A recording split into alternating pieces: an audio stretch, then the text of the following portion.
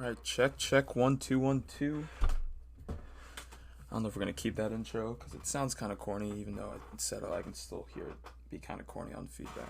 But all right, everyone, welcome to the Bittersweet Taste podcast. Um, my name is Nick. I'm not sure if you guys listening know me personally. If you do, thank you for extending your interest in me into a podcast I'm creating. I really appreciate that. And if you don't know me personally, don't know how you found it, but I appreciate you looking for it, and I appreciate you being here. Just a little background. This podcast will be really me talking mostly about music, considering it's one of the only things I talk about. um, and I love talking about it. It's basically the only thing I talk about at this point, and I love listening in every week to see what's new. Um,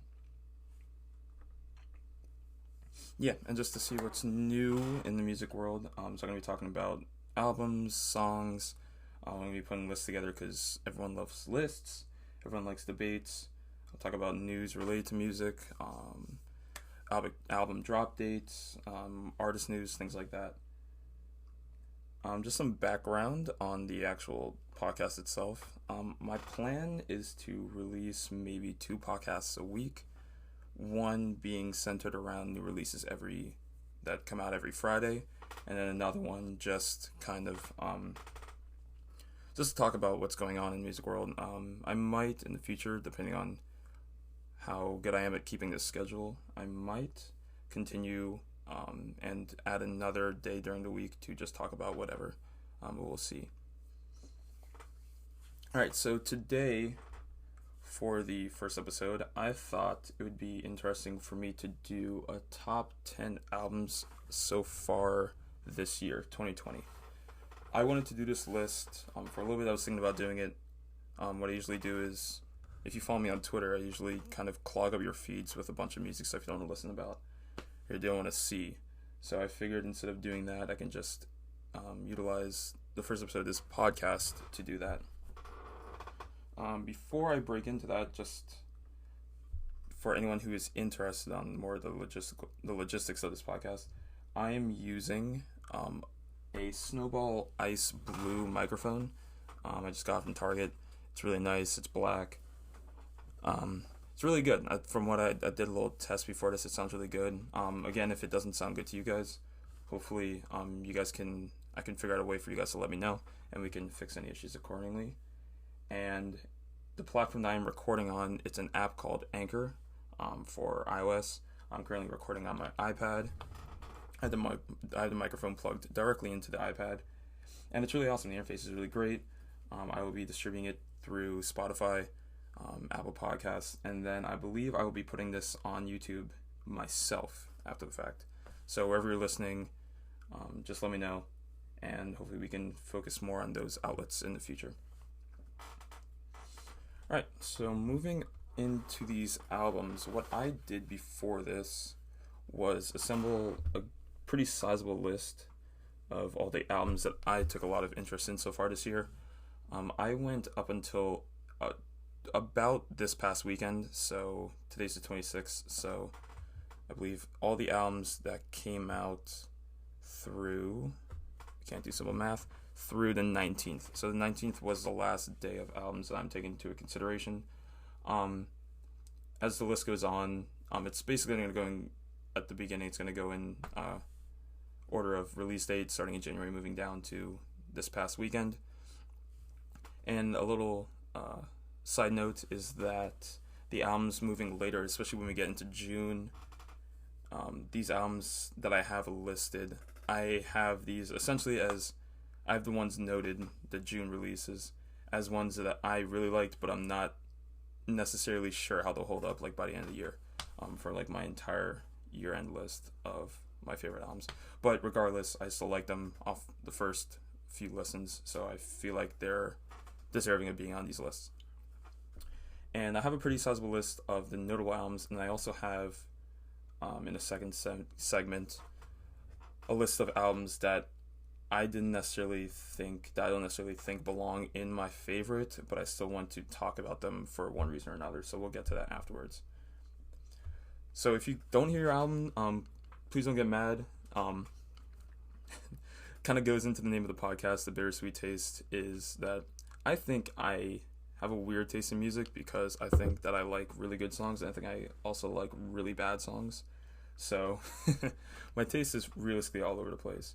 But hopefully these lists, I would think that these lists are made up of really good albums that I think a lot of people like, no matter what.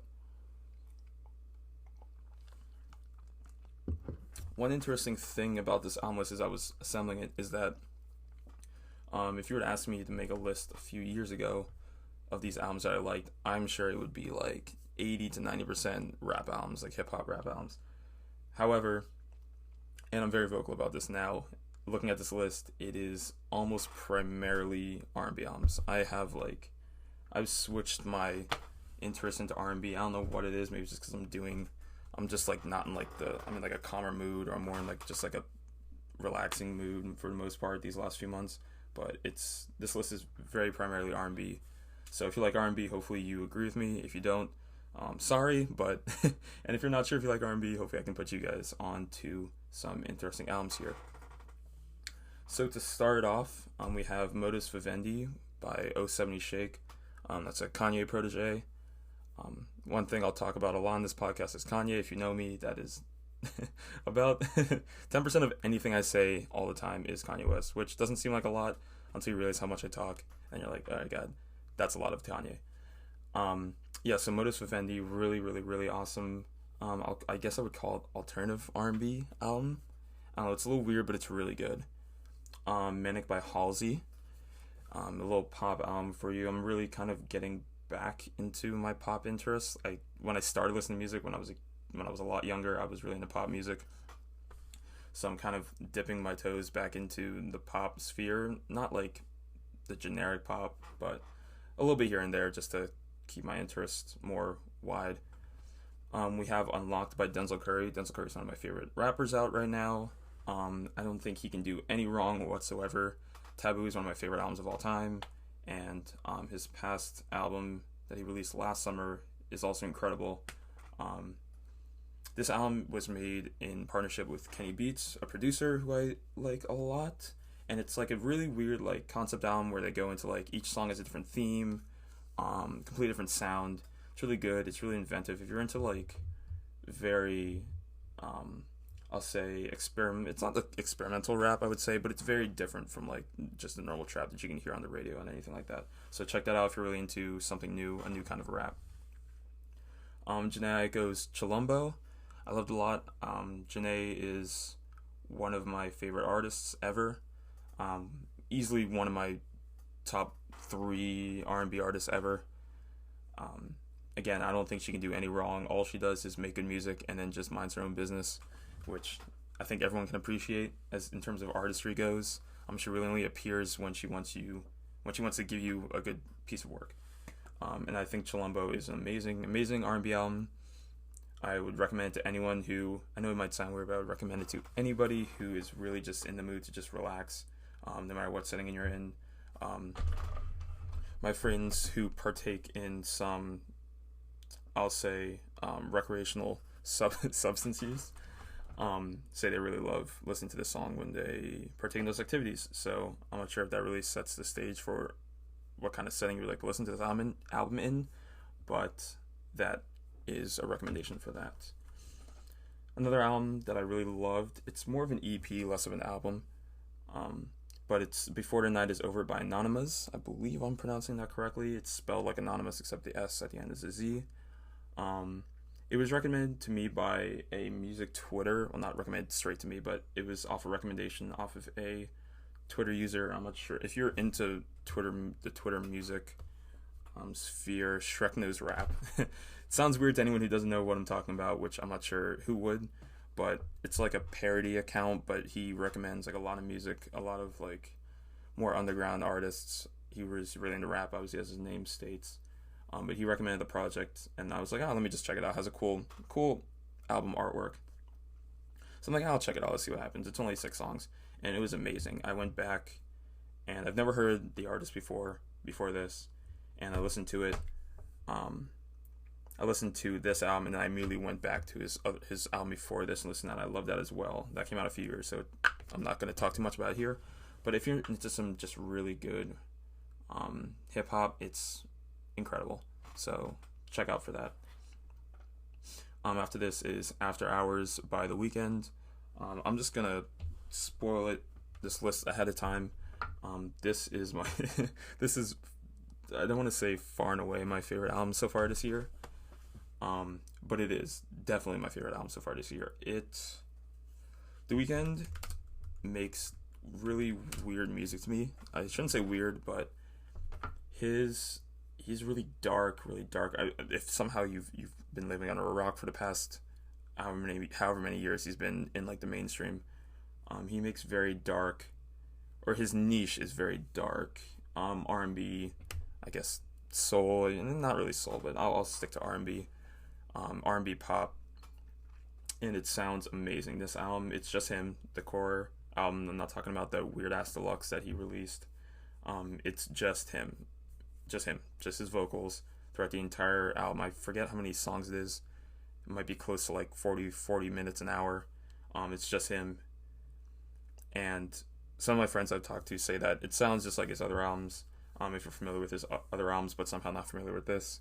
I guess you could make that case, you can make that argument, but I think this really, this album from The Weeknd really goes back and dips back into what made him popular in the first place with his trilogy mixtape, or collection of mixtapes, whatever you want to call it, where this album's really dark.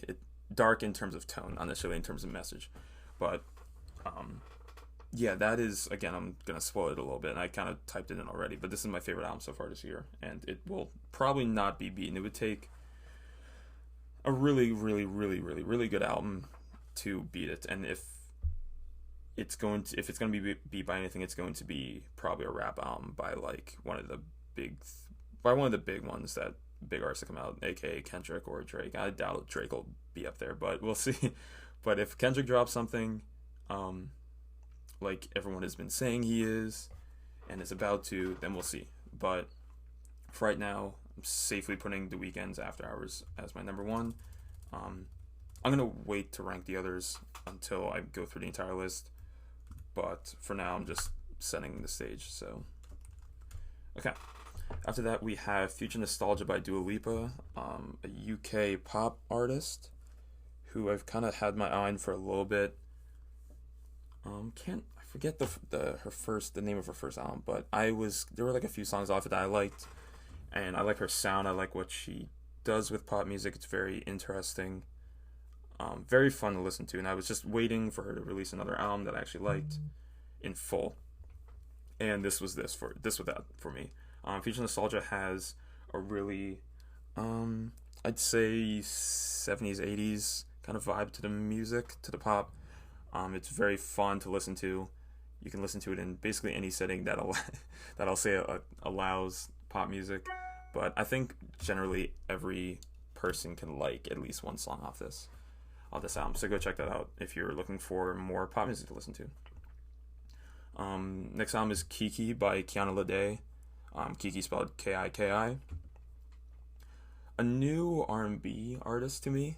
Relatively new this past few months, even into like the end of 2019. I think she was releasing singles that I was interested in from this album.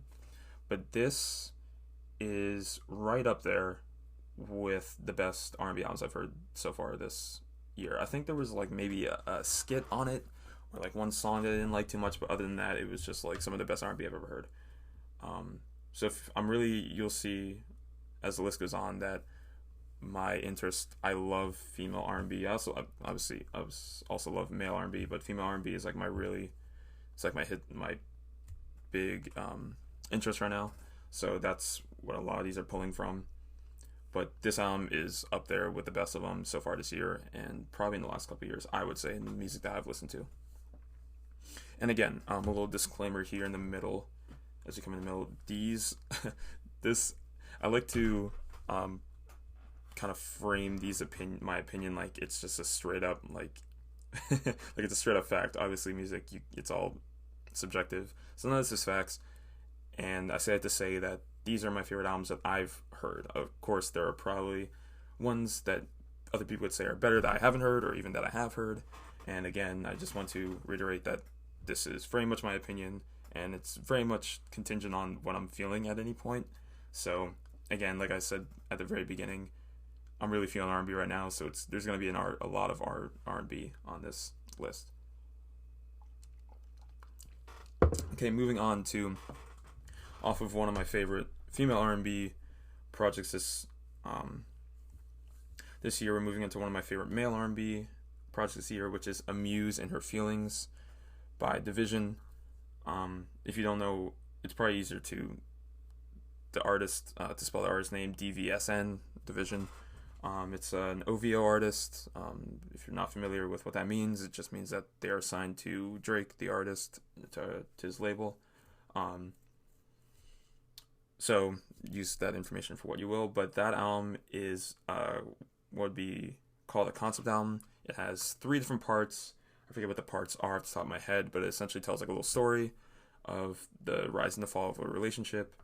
And I think it's really good, like slow R&B. It's not a lot of pop in it. There's a little bit of dancehall in the middle for some reason, which is not unwelcomed, but definitely interesting to say the least in an R&B record. But it sounds good. They make it work.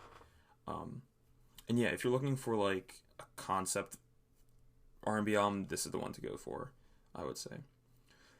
Moving on from there, kind of a weird genre-less category. I guess you can put in pop or alt pop, or I'm not sure, but it's called Sawayama by Rina Sawayama. Sawayama is spelled Sawayama.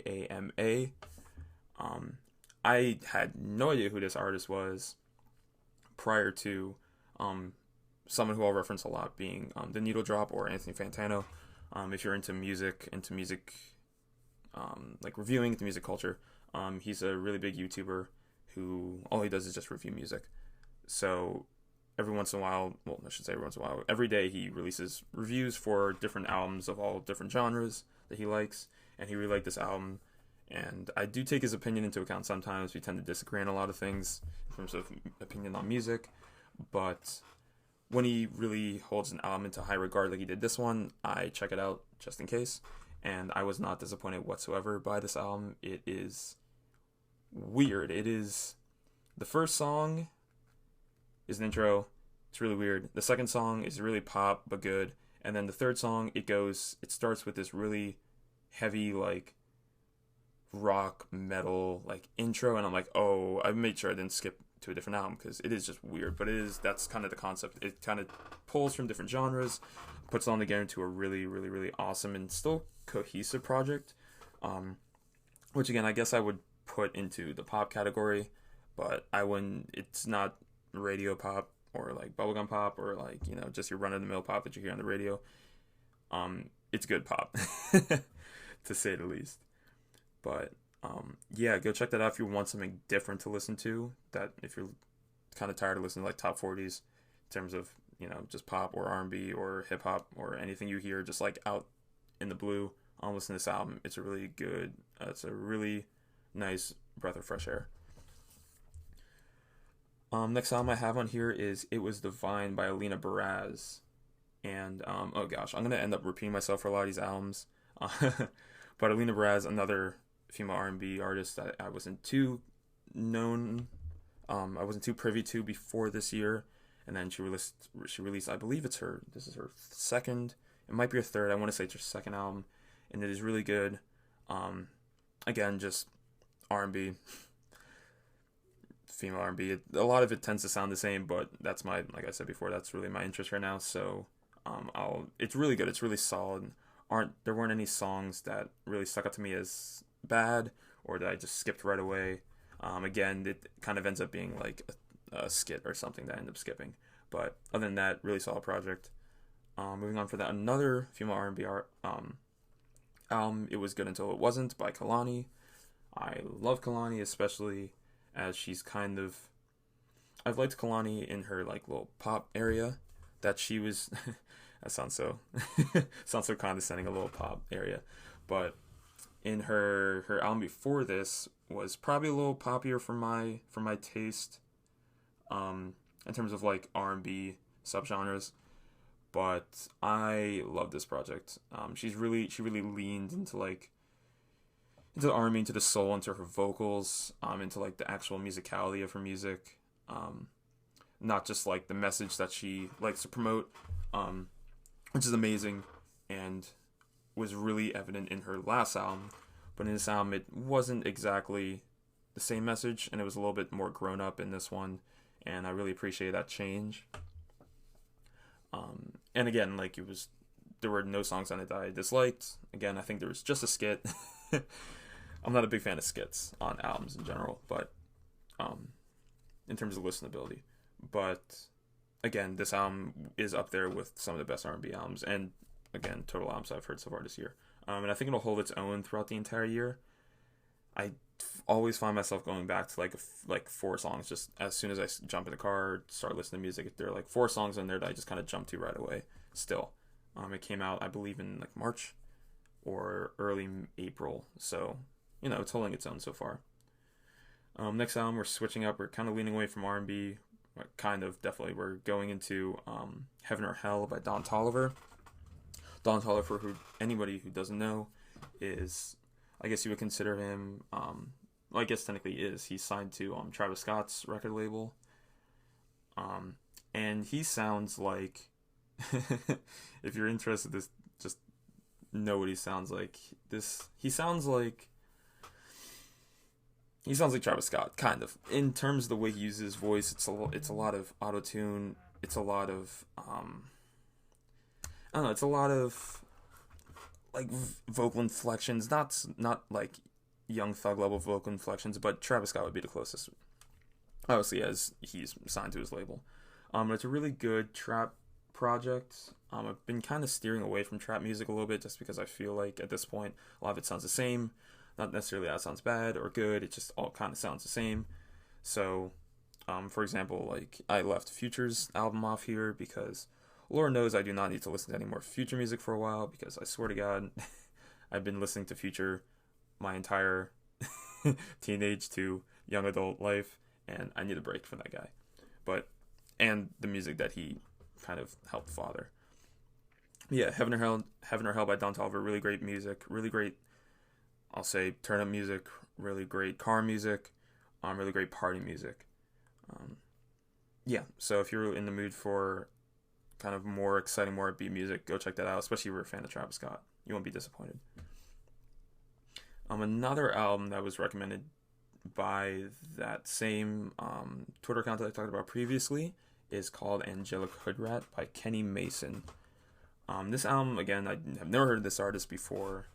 I saw it on Twitter, and I just checked it out, and it was good. It's a really good, like, it's really dark rap music. It's really dark rap music. But the beats are really good. I'm definitely going to be checking for him in the future. I'm not sure if you would, I guess you would consider him underground still somewhat. At least underground to me, but I guess it doesn't take too much. But again, really good, and if we're going to ride with the underground, hip-hop, rap record, really good beats, really good message. And then again, I love darker tones in albums like this, and this kind of scratched that itch for me. So, if you're into that kind of like, it's a little bit slower. It's not like really like turn up music for the most part. It's not trap. But if you're in the mood for like really good hip hop from someone you've never heard before, check out Angelica Rap by Kenny Mason. Next album, could get some slack for this one. I feel like this is going to be a polarizing pick. Is Slime and B by Chris Brown and Young Thug. This is a weird pick. And as I'm looking at it again, it probably will not end up on the top 10 for one reason, and it's that every song on the album, while it was good and obviously very listenable, I love Chris Brown. I love Chris Brown's music, and I will take Young Thug. I respect what he does. I respect his talent. I'm not the biggest Young Thug fan in the world, but I liked him a lot on this album. That being said, a lot of songs kind of followed the same basic formula, where Chris sang a lot, rapped a little bit, and then Young Thug did Young Thug things with his voice, and that was the song. Very simply put. But overall, I'm a big Chris Brown music fan, so this was a easy pick for me to put on here. And again, it won't necessarily be in the top 10, but it's definitely up there. Last three, we have Run the Jewels 4 by Run the Jewels. Run the Jewels, I've kind of been privy to over the last couple months. I've listened to their backlog. And it's an interesting rap group for me, or rap duo for me. Because as I've kind of listened to all their music in bulk, all their message is incredible, and the flow is incredible. Their names are slipping from my mind right now, but their delivery is incredible. The beats are incredible. They're really good at matching like a message, a tone, a delivery to a instrumental on the track, which is a skill in its own, and they do it really well. One thing I will say is that they tend to follow like a similar, like, RTJ definitely has her own sound, and they are killing that sound. So if you like the sound, you'll love it. If you've heard of them before, you'll like this album. It's really great, and it's really pertinent for the times we're living in with the whole Black Lives Matter movement, and all the police brutality. There's a lot of songs on there that touch on that kind of subjectivity, especially considering it's been going on for a while. And if you're into music that really speaks on just what's going on in the world, especially with injustices for African Americans, and this is a really good album. It's not preachy, which I think an album later that I'll talk about is very preachy, but it's very good. It plays a really nice balance. Going back to R&B is Ungodly Hour by Chloe and Halle. Haley? Not sure. It's spelled weird. But these two girls are signed to Beyonce's label. I believe this is their first album. I've heard music from them before. I've kind of been on the fence. Their vocals are incredible, like absolutely incredible in terms of just really good sounding R&B voices, really pretty voices, really technically capable voices. They're spectacular. The songwriting is very good on this album. For an R&B album, it's more some of my friends like to laugh at me for saying neo soul, but I mean, if you like Beyonce music but a little bit more R&B-ish, then these two are right up your alley. Go check them out. They're a completely new artist. Again, this is their first album, so I'm definitely going to be looking out for their next few projects. And then the last album on these I'm going to be putting up for my top 10 is called literally The Album by Tiana Taylor. This one I will talk more about in a separate podcast, in a separate episode, because it just came out this past, or 2 Fridays ago, and I still want to talk about it a little bit more, but it's the only knock that I have for the entire album is that it is so damn long. Oh my god, it's so long. It's like an hour and 15 minutes. And I do not like long albums because I feel like they're insanely hard to do well. Same thing with really long albums and really short albums. They follow the same, like, you have to nail it for it to be really good. And I think she nailed it. The last thing I heard from Tiana Taylor was her, speaking of very short albums, was her really short album that she did with Kanye West as part of his little 7-pack albums. I think hers was 8 for some reason, but his little in 2018 when he released his I believe 6 albums that he all produced in a short period of time with over like a month and a half. She was part of that little rollout, and that was the last thing I heard from her. And I liked the album. It wasn't amazing. The Kanye production was good, but it was weird. It didn't really seem like Kanye producing R&B records is weird, to say the least. But this was all her. It was all put together by her. There were some really amazing features on there. Erykah Badu, Big Sean was on there. He was alright, as Big Sean is. He's just kind of there. Kehlani was on there, really spectacular part, and then some others that I'm forgetting. But really, really good album. If you are able to pick through it, there's some really spectacular songs in there. The intro is a skit. If you're into skits, listen to it. You don't need to if you're not into skits. But the second and third real song are really fantastic, and it really sets the tone. It's a really weird concept type album, but yeah, if you're really into R&B and you have time to listen to it, if you're just sitting there at work, or if you're just sitting in your house in quarantine and you have nothing else to do but listen to music, listen to the album. It's really fantastic. Go for it. Okay, and that was all the albums I'm going to be considering for my top 10. So what I'm going to be doing is I have my list up here. I'm going to be probably starting. I'm going to go do it in kind of two phases. So obviously I have After Hours to start as my favorites so far this year. What I'm going to do is I'm going to kind of quickly just kind of shuffle through them, and I'll kind of talk about why I'm putting them where. And I'm going to go through and then compare it for the second phase and just make sure that all kind of makes sense. I'm happy with it. So I'm not sure which way is probably the best way to go about doing this, but I guess I should start from the bottom.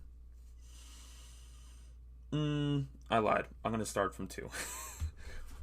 If you're wondering, you probably shouldn't be wondering, but I'm definitely not using a script for this whatsoever. The only thing I have prepared is these albums. That's it.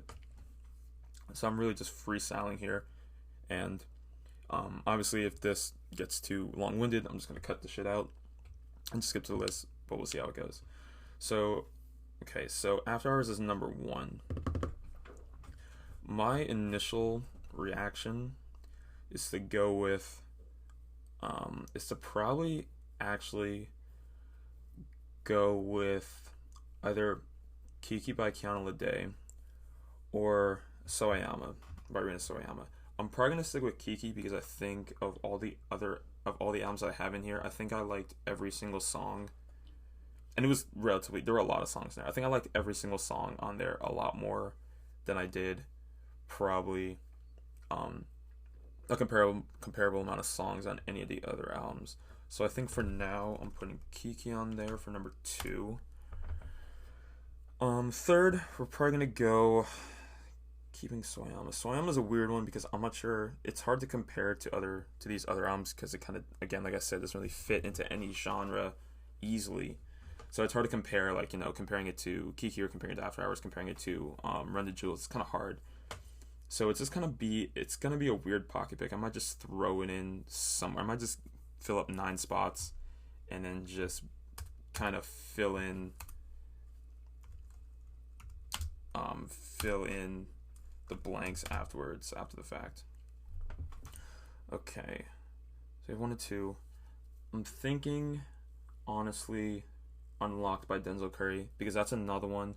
Even though it was really short, I really loved the concept of what it represented. A little note about that album that I left out when I was talking about it originally was that I believe, if I remember correctly, the entire thing was made in 24 hours, like from start to finish. Like, Denzel Curry and Kenny Beats just locked themselves in their studio for 24 hours and just made an entire album. I'm going to check and make sure I don't get this number of tracks wrong. I believe it was 9 tracks, but I'm probably wrong on that. Yeah, so there were, 8 tracks. That was close. So they made 8 tracks in 24 hours, which, I mean, if you're impressed by that sort of thing, I was impressed. Anyone can make an album in 24 hours. Anyone, speaking figuratively, can make an album in 24 hours. But this came out perfectly. It's like they've been doing this for months, for years. So I think I'm going to put Unlocked there. Off rip, I might switch Kiki and Unlocked around at some point, but for now, it's fine where it is. Okay, moving on to 4. I'm going to put It Was Good Until It Wasn't. I know It Was Good Until It Wasn't is definitely a top 5 for me, so I want to make sure it's in there.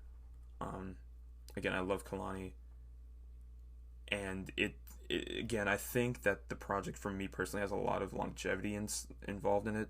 So I think that alone will carry it to it. I can shift these all around at some point, but looking at it now, I'm pretty happy with with these first 4. And then for 5, I'm hesitant to put. I really love the album by Tiana Taylor. I really love that album a lot. I'm hesitant to put it anymore. I'm hesitant to put it in my top 5 or even top 6 or 7 because it's so new. I might just be riding on the high of it.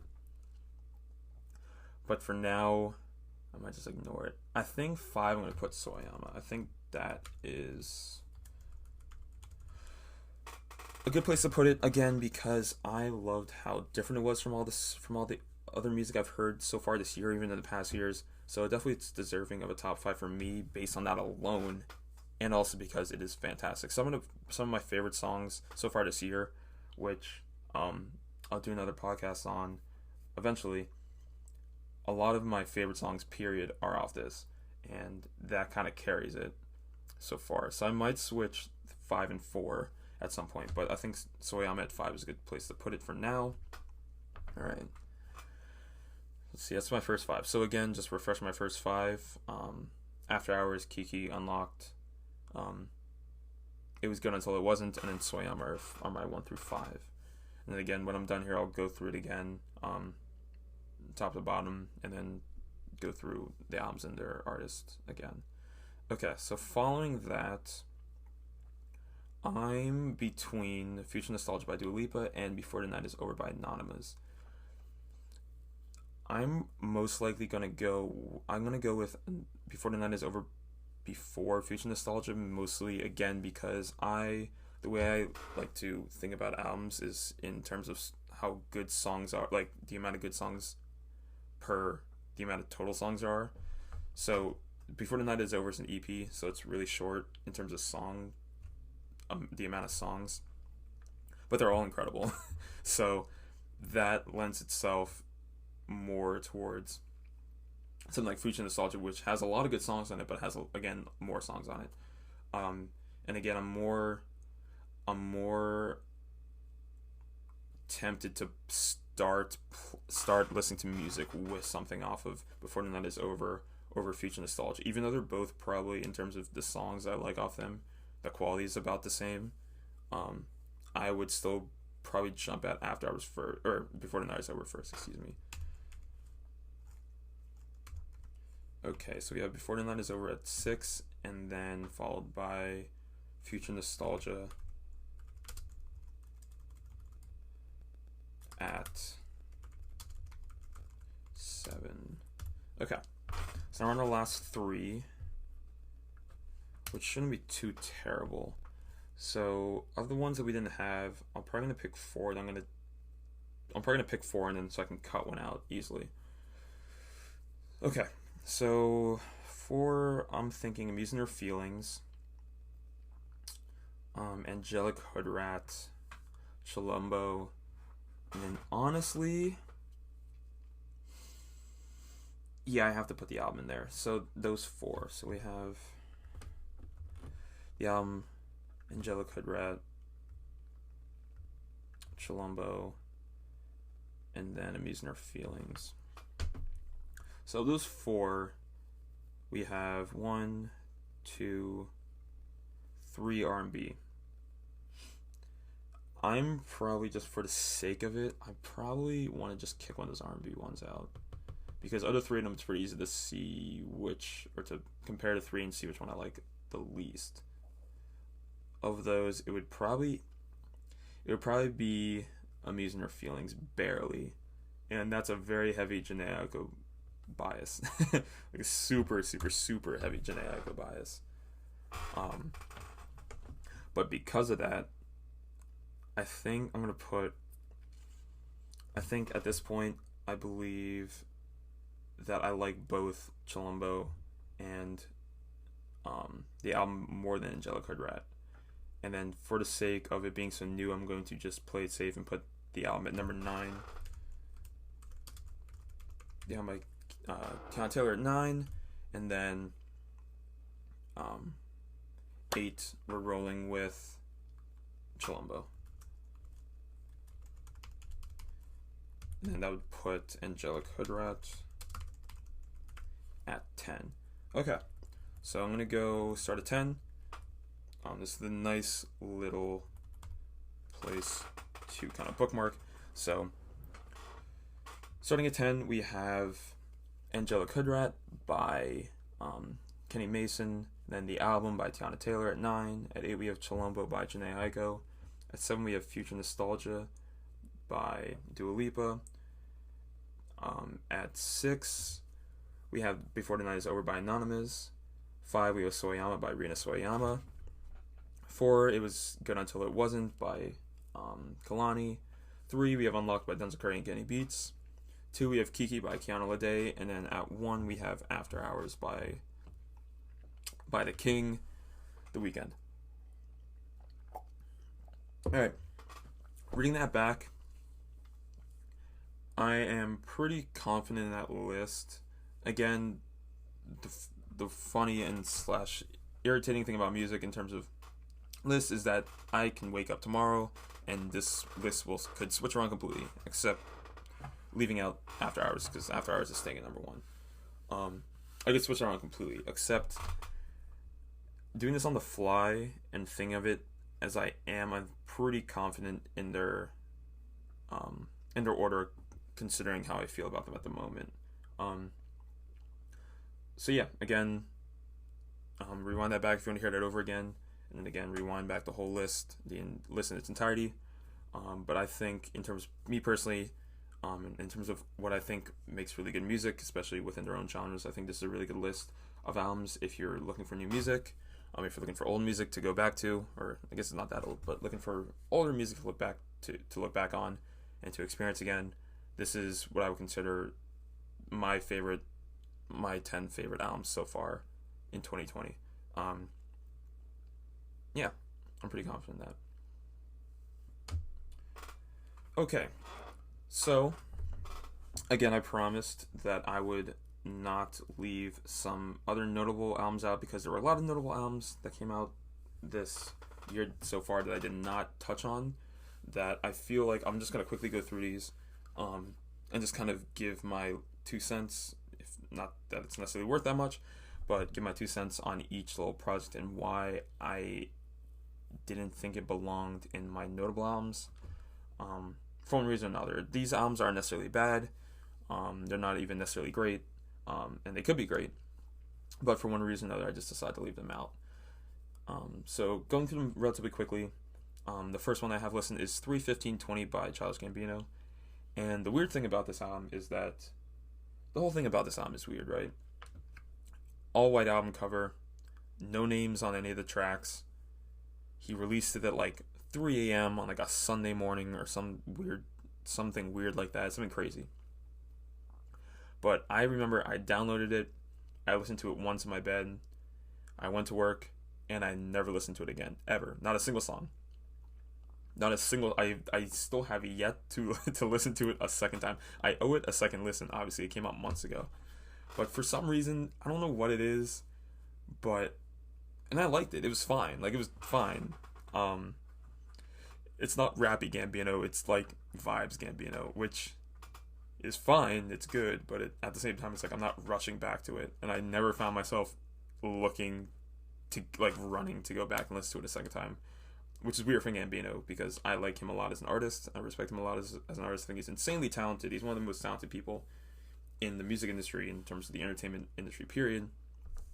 But yeah, 3:15:20, check it out if you've never heard of it. It's very interesting, but yeah, I need to check it out again myself, give it a second chance. Moving on, we have Pray for Paris by Westside Gunn. Ooh, excuse me, oh my lord, some water on there. Yeah, so Pray for Paris by Westside Gunn. So this album is insanely lyrical miracle rap music. It is like the definition of this is a rapper's rap album. It's just like bar for bar for bar, bar, bar, bar. It will bar you down easily, which I have a lot of which I like listening to sometimes, but not even close to all the time. I don't think I ever go straight to a rappy rap album in the car, or when I'm just sitting there listening.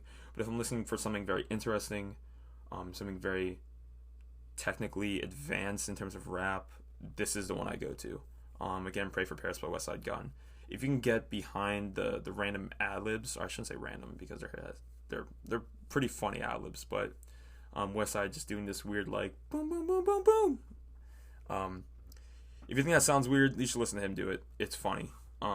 These weird ad libs that he does, but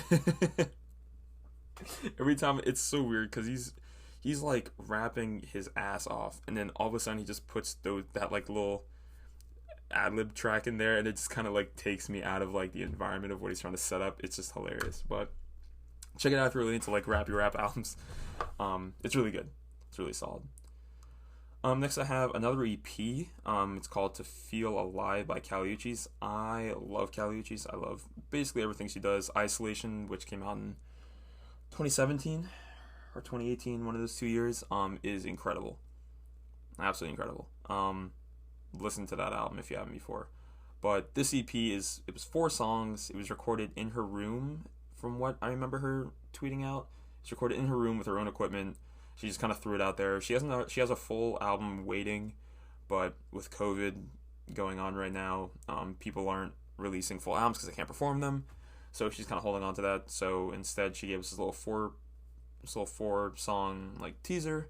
3 of the songs are really good. One of them is incredibly good, and the 4th is not good, but like not good at all. But of the 3 songs that I like them a lot. So if you know who Kali Uchis is, or if you just like really like, I'll say like steamy R&B, like sexy R&B, listen to it. Again, it's literally 4 songs. It's not a long listen. You can get in, get out really easily. You can listen to it on that car drive to the supermarket. But yeah, go check that out. Next, I have Dark Lane Double Tapes by Drake. And all I really have planned to say on this was that it's a Drake album and it's Drake Lucy's. I mean, I don't know. It's a Drake album in 2020. Like it's Drake. There's nothing too interesting about it. It's a Drake album. It's not bad. And again, it's Lucy's. It's like loose tracks that he just kind of compiled, I guess. And it's fine, but at the same time, it's like I don't need to listen to this. There are 2 songs on there that I like a lot. D4L I like a lot, which uses a really cool sample that I like. And then oh god, the one it's the 3rd track. I can't remember the name off the top of my head, but there are some really good songs on there, but it's just Drake, man. Like, you hear Drake every damn day. It's like I'm okay with not hearing Drake as much as I am with hearing him. So with that, it's just kind of there. If you like Drake, listen to it. If you don't like Drake, you're not missing on anything. You're not missing on anything if you don't listen to this. But check it out if you like it. Next up I have Chromatica by Lady Gaga, and I'll touch on this, I'm sure, in the future a lot. But I love Lady Gaga so much. I love Lady Gaga when she first came out, like the Fame Monster, Art Pop, all that. I got into music with Lady Gaga of all people, like really into music with Lady Gaga of all people. So I hold her to a really high regard. This album is kind of her going back to kind of what made her famous in the first place, while improving on it in a lot of ways, making it different in a lot of ways. There's some really incredible songs on here. It's really dance heavy, like really dance heavy. So if you don't like dance music, do not just stay away from this album because you will not like it at all. But if you're into dance music, if you're into just like, dance poppy music, this is fantastic. And again, one of the reasons why the big reason why I didn't put it in my notable albums is because it's split into like three sections, which is weird for me as a listener, because usually when you do that, or maybe Taboo ruined this for me, because Taboo is split into 3 parts, but they each have a purpose, and they're each made in a way that like leads into the next one, or has like a specific purpose in terms of the concept of the album. And I don't know if I just listened to this Lady Gaga album wrong, but like there's no reason to have these split across 3 separate tapes or 3 separate sides, and each side has like its own intro, and it's weird. So there's some really good songs on it. that you can find, but like as an entire like work of art or work of music, it's weird to me to say the least. But it's good. It's good. So check it out if you like Lady Gaga, or especially later or earlier Lady Gaga. Go check it out. Next I have Bear With Me by Justine Skye. Really just kind of basic, moody R&B. If you're into that kind of R&B like I am, go listen to it. It's really just kind of run of the mill. There's nothing too crazy on it, which is why it's not in my notable albums. But yeah, if you're into that kind of R&B, listen to it. It's really good. It came out recently. I believe it came out 2 Fridays ago, so on the 9th. So it's new. So again, I could be just riding the new high, but go check that out. 6-piece Hot EP by Black, otherwise spelled as Six-Lack, if you know that way. This came out literally last night. And I know that I'm pretty confident in saying that unless 8 albums come out that are better than this, which I doubt in the rest of 2020, this will be on my top 10 of the year. It's insanely good. And the only reason I don't have it on my notable albums is because, again, it literally came out last night. But it's 6 songs. 2 of them he released as singles already.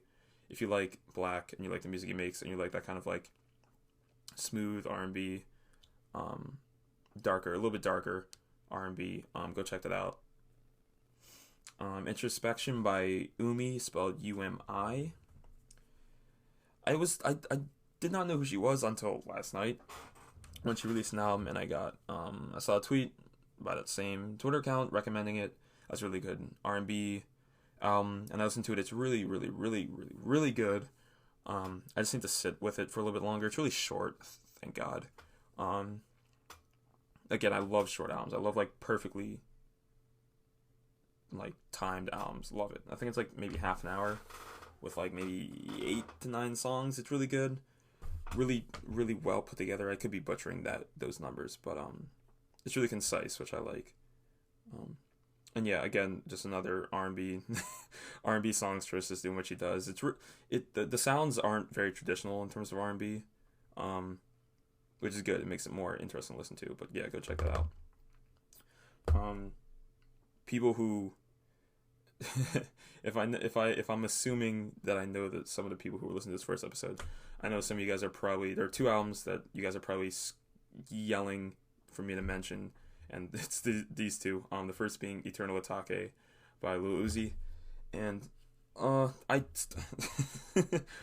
put this album on here, which is funny because I didn't actually listen to the entire album because I cannot listen to that much Lil Uzi music at once. It's impossible. I can't do it. I'm trap music'd out. I cannot do it at all. I don't think I took any songs. Well, again, I haven't listened to it in its entirety, so it could be great, and people have been saying it's great.